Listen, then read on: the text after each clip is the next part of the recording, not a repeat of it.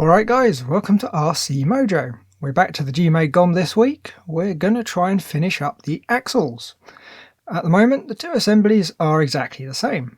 After this point they will become front and rear by attaching the various bits and pieces. So here we go then. Step 5, fitting the C-hubs to the front axle.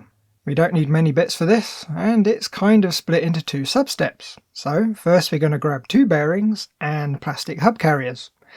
Now they're not marked and they were already broken off the parts trees just loose in the bag. It's going to make working out which one's which a little bit tricky, but the diagrams in the manual are rather good, so if you carefully compare the parts you should end up with the right one.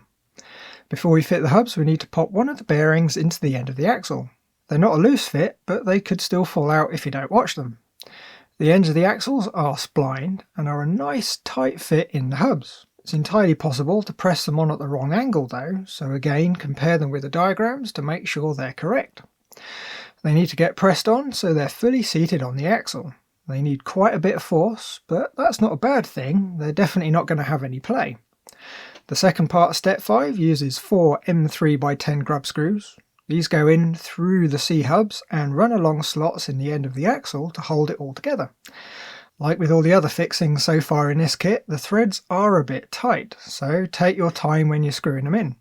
The holes are blind, so you need to stop as soon as the grub is flush with the hole. The best thing to do is pop both the hubs on, start all 4 grub screws, then go around doing each of them up a little bit at a time. When they're all in, we've got a very solid feeling assembly. Okay, step 6, axle shafts. There's two types in the bag, one with some threaded ends which go the rear, and the ones with the dog bones which go here at the front. There's a long and a short one, and well, that's it for this step. It's pretty obvious which one goes where. The only thing to watch out for is you need to be fairly gentle until you're sure the end of the shaft is properly located in the diff locker. When you feel it start to drop in, you can firmly press it in the rest of the way. It should go in so that the flange on the bone end of the shaft will be all but in contact with the bearing. It's important that they're fully seated in there, or the bones won't line up with the cups and you'll see binding in the drive and the steering. Step 7, the steering knuckles. This time we need 2 drive cups from the actual shaft bag, 2 of the small bearings and 2 of the skinny big ones. The 4 plastic top hat spacers. Now they do a set of brass ones that might be good to use. I've got a feeling the plastic ones might end up being a little bit stiff. There's the 2 knuckles themselves, one of which was loose in the bag and the other one was still attached to the tree. They are of course sided, but it's pretty clear which one goes where. From the inside of the knuckles we need to fit the top hats. They press into the holes that will become the steering pivots. They're a bit tricky to get started, probably due to a small amount of moulding flash. Also on the inside we need to fit one of the large bearings. It's a fairly tight fit, so you need to press it in straight or it's going to catch and be very difficult to fit. From the outside we need to press in one of the small bearings. Again, get it straight and it will slide straight in. Lastly, the cup slides in. Now they're a free sliding fit, so until you get the knuckle fitted to the axle they're going to fall out quite easily. Rinse and repeat and we've got a pair of knuckles ready to fit. Step 8, fitting the knuckles to the axles.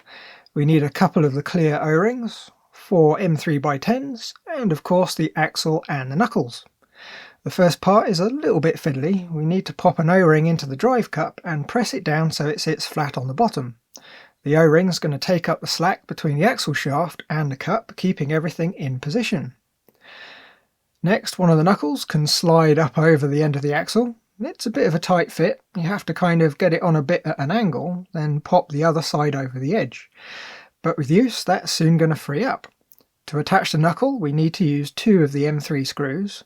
The usual applies, take it easy when doing them up, and when they're almost there keep in mind that they don't need to be fully tight. They need to be set so the knuckle can turn as freely as possible. Do them up too tight and the steering will bind up completely. Next we just repeat that on the other side and we can move on. Right, step 9, link mounts.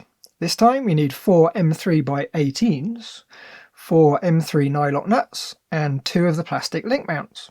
The only thing worth mentioning with them is that they have hex-shaped holes moulded onto the inside for the nuts. There's a couple of tricky bits here. First is getting the nuts in the holes. You can slide one of the nuts onto something like an Allen key and use it to centre the nut up in the hole so it should drop straight in, more or less. The second fun bit is fitting the screws without pushing the nuts back out of the holes. You can hold the axle and mount so the nuts are at the top and carefully line it all up and take up the slack in the screw from the bottom. Nip up the screws and repeat with the other mount. Now I should probably note that you want the larger half of the mounts to the top of the axle. If you get them upside down, you're going to have some interesting geometry by the time you finish the build. Step 10, the lower panhard bar mount. We need 2 M3x12s, 2 M3 plain nuts, and because we're using plain nuts we'll need some thread lock too. And there's the 2 halves of the mount. Now it seems to be quite common to break the mount while assembling. They do an aluminium part, but I think if we're careful the plastic one should be okay. Next we're going to have a ever so slightly dodgy edit. Okay, it was late and I was half asleep and I managed to fit the mount to the wrong side of the axle. I didn't notice until after I'd built both the axles, so you might notice it's not quite in the right place when we get to the end of the video. Okay, the 2 halves fit around the long end of the axle, not the short, and the tab lines up with the link mount that we fitted in the previous step. The nuts have some hex-shaped holes to sit in, which makes it all rather easy to put together. We've already loosely fitted one of the screws and nuts, just to hold the whole assembly together while we thread lock the other one. With the second screw in position, but no nut, we can use a cocktail stick to transfer a tiny amount of thread lock to the exposed threads on the screw. Now, in general, the plastic really doesn't much like thread lock, so we need to be very careful to keep the screw fully pressed in while we do it up. Right now we'll just take up the slack so things can still move around a bit while we remove the other nut and first screw so we can apply some thread lock. Then, as before, hold the screw in and fit the nut. It's important that we don't over tighten the screws here. The worry isn't about stripping threads this time, but rather compressing the plastic, causing it to weaken. We only need to make sure that it's nice and snug. We don't need to really crank down on them. Step 11, the rear axle shafts. The rear axle is almost identical to the front, just no steering bits, which does make things that bit simpler. For this step we need 2 bearings and the 2 remaining axle shafts, the ones with the threaded ends. First we pop a bearing in each end of the axle. We need to do this first as the shaft has flanges that will block us from doing it later. Next the shafts can go in, and just like the front one we need to be fairly gentle until we feel the end of the shaft find a slot in the diff locker. Then we can firmly press them the rest of the way home. Step 12, fitting the straight axle adapters, or I think more commonly known as lockouts. We need 2 more bearings, 4 M3x10 grub screws, and of course the plastic lockouts. The first half of this step is a little different from the front, as you might expect. We need to pop a bearing over the end of the shaft so it sits against the flange. Then slide the lockout over the axle, making sure to line up the holes with the grooves. Just like the front, it's fairly tight, so it needs a bit of a push to make sure it's on all the way. Same thing at the other end. Then we can fit the grub screws. Just like the front, we want to take it slow, doing them up a bit at a time until the end of the grub screw is just flush with the surface. There we go, very nice. Step 13, and the last for the axles, and it's to fit the link mounts. And this is exactly the same as the front axle. So we've got the 4 M3x18s, 4 M3 nylock nuts, and the 2 plastic link mounts. Fit them to the axle just like the front, and we've got a pair of axles ready to fit to the chassis, once it's built anyway. So there we go then, that's a good place to stop for this week. Please ignore the panhard mount being on the wrong side now. It will of course have magically repositioned itself by the next time you see it. I really shouldn't try and squeeze that extra hour or so of building when I should probably really be in bed. It always ends up with more work taking things apart. Anyway, as always, thanks for watching. I'm not sure what we're doing next week. There's a couple of things that might be happening and a fallback if they don't pan out. As usual, it largely depends on the weather.